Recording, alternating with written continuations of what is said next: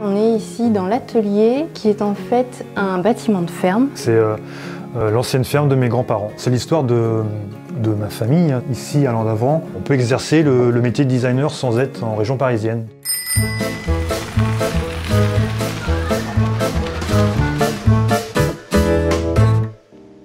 Donc je suis Franck Divet, je suis designer et artisan menuisier basé à Landavran depuis maintenant 4 ans, même si l'activité a démarré depuis 2009. Et donc je suis Céline, designer. Moi je suis originaire du Nord, on dit comme ça. Ça a changé de nom en fait. Ça s'appelle plus le Nord, c'est Hauts-de-France. J'ai connu Franck durant nos études de design à Nantes et on a commencé à travailler ensemble. On s'est côtoyé sur des projets pendant nos études et puis on est allé plus loin. Voilà, c'est pas exceptionnel. Exactement, c'est pas exceptionnel, voilà, c'est une rencontre. La rencontre simple des étudiants qui bossent ensemble. Affinité plus. Voilà, activité plus. Alors, on a d'abord eu une affinité personnelle avant d'avoir une affinité professionnelle. Et on s'est rendu compte au fil du temps qu'on avait la même vision des choses dans la vie de manière générale et dans la vie professionnelle aussi. Des valeurs de développement durable, du fait main, du travail artisanal, du travail bien fait, des matériaux sourcés localement, toutes ces choses-là qui font que au fil du temps, on s'est construit ensemble. Puis l'âme d'entrepreneur aussi, travailler seul, construire quelque chose, construire notre entreprise. Donc moi j'ai commencé tout seul à faire de la prestation de design auprès d'entreprises, de conception, développement de nouveaux produits. Et ayant une formation de menuisier, l'envie de mettre la main à la pâte, on va dire, l'envie de fabriquer est rapidement redevenue sur le devant de la scène. Et donc la fabrication fait maintenant partie intégrale de l'activité de l'entreprise. On est ici dans l'atelier qui est en fait un bâtiment de ferme. C'est un bâtiment familial. Exactement, c'est l'ancienne ferme de mes grands-parents. Et donc maintenant je redonne vie, je continue à donner vie à ce lieu qui m'est cher aussi malgré tout. Alors l'activité d'Aïnou Design, ça regroupe plusieurs choses. C'est quatre activités principales. Donc la prestation de services auprès d'entreprises. On accompagne des porteurs de projets sur les domaines qui touchent le mobilier principalement. Voilà, dans l'habitat, la décoration. On accompagne les professionnels dans le développement de nouveaux produits. Ça peut être des marques sur lesquelles là on travaille principalement sur de la prestation en dessin pour des produits, pour des nouvelles collections. Du travail sur de l'identité de marque, la direction artistique. Nos clients justement sont basés sur toute la France, donc on peut exercer le métier de designer sans être en région parisienne. Être à la campagne et profiter de tout ce berceau, cette dynamique française dans le design.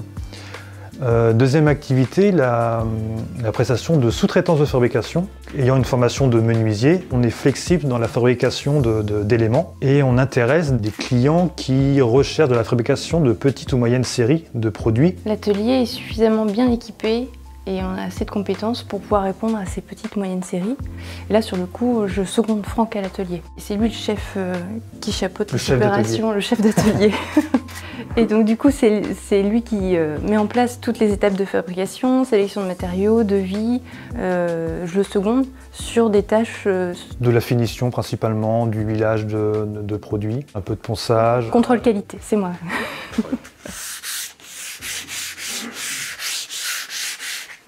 Donc ces deux activités nous emmènent à répondre à des demandes de professionnels et de particuliers pour de l'aménagement sur mesure. Cuisine, bibliothèque, mobilier, aménagement de magasins, de boutiques, restaurants aussi. Et on a une quatrième activité qui est un peu notre terrain de jeu. On fait ce qu'on appelle de l'auto-édition, donc on a nos créations d'objets qu'on a dessinés suivant une thématique et une démarche de développement durable. On travaille beaucoup avec nos chutes de production, des chutes de bois, de papier, de cuir. Le tabouret, c'est vrai que c'est un peu notre pièce, notre carte de visite. C'est un produit qui a reçu un prix international il y a quelques années, en 2013 ou en 2014. 2014. Il est né d'une démarche exploratoire à partir du béton fibré. L'idée de départ, c'était de créer une lampe. Et au fil du temps, j'avais envie de rapporter le matériau bois dedans. On a d'un côté une pièce en béton moulé.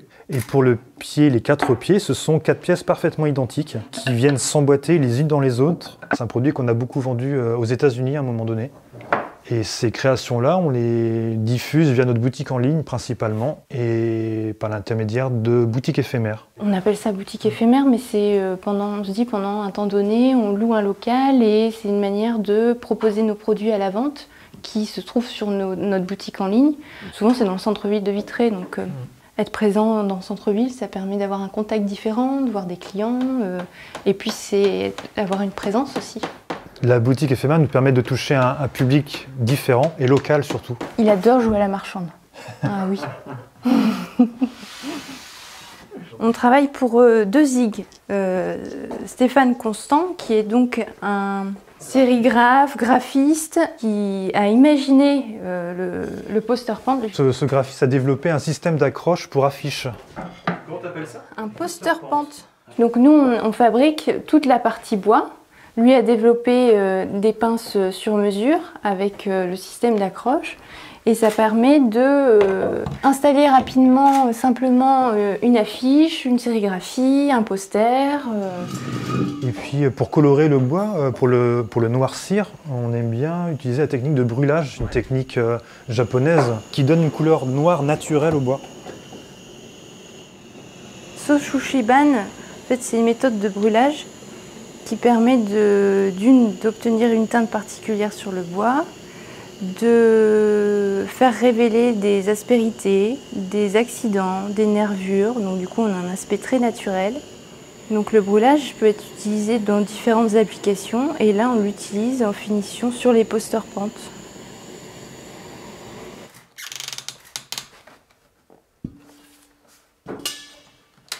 Je rangerai après, c'est pas grave.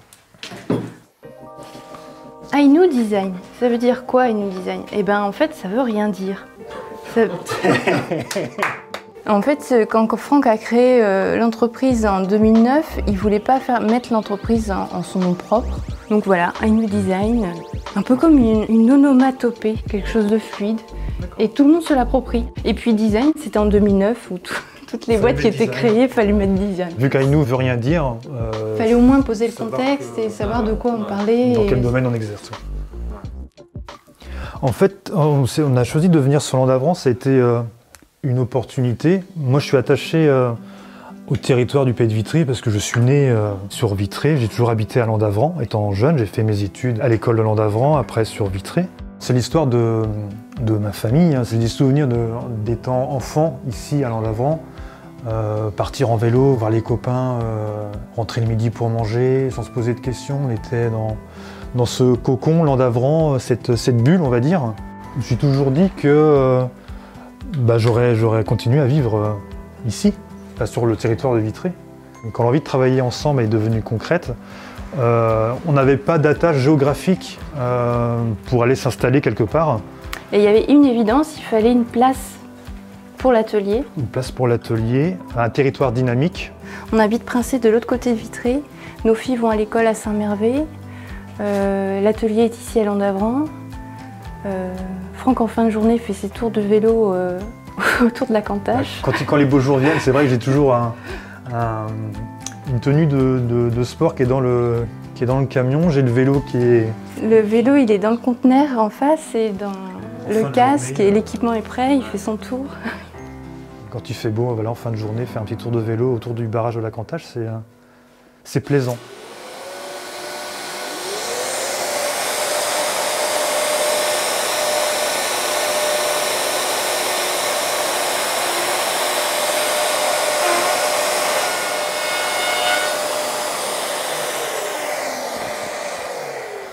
On a des machines aujourd'hui qui nous permettent de faire des choses assez fantastiques. Et on a notamment cette défonceuse à assistance numérique qui nous permet de faire des usinages répétés sur nos pièces. Comme on fait de la sous-traitance, il faut être malgré tout efficace en productivité. Donc une fois que l'espace sera optimisé au maximum, ce sera super. Puis à terme, il faudra probablement changer de lieu, mais c'est pas pour tout de suite. Le projet, on en parle déjà depuis un moment, de faire une maison-atelier, showroom, boutique, un espace de vie à notre image qui réponde vraiment à nos valeurs de vie, foyer, qui regroupe aussi notre entreprise, mais au-delà. Donc une construction grande, ouverte sur la nature, dans laquelle on puisse travailler et continuer de vivre. Un espace où on pourra accueillir du monde pour faire des ateliers aussi, pouvoir toucher la matière, apporter ce contact de la matière à tout le monde en fait. On est attaché au Pays de Vitré, ça c'est sûr. On a un luxe de pouvoir se permettre, quand on a besoin, de dire aujourd'hui on va passer du temps avec les filles parce qu'il a neigé. C'est aujourd'hui qu'il faut en profiter pour aller faire le bonhomme de neige avec les filles dehors et ce ne sera pas demain.